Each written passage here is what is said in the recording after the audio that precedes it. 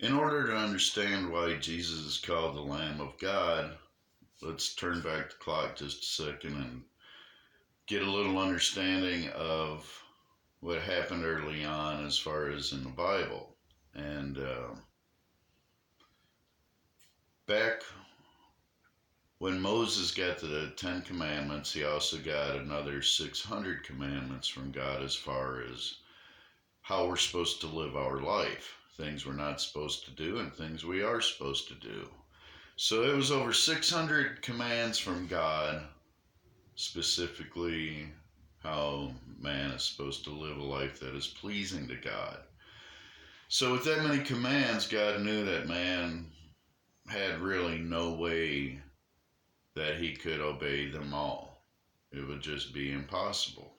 So, in order for man to make an atonement with God, how to make things right between he and God or she and God, how to make things right was to make sacrifices through a high priest, and they did this on a yearly basis. So once a year, God required the humans to take a sacrificial lamb or another animal and sacrifice it through the holy priest, who would take it into the inner room of the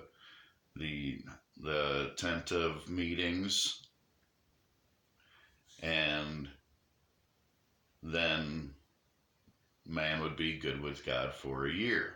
So the next year it was repeated, the same process, and it wasn't just any lamb that, or whatever animal was to be offered as like a smoke offering or different kinds of offerings, whatever animal it was, as far as it had to be without blemish. No spots, no flaws, no physical ailments, no deformities, just it had to be as perfect as could be.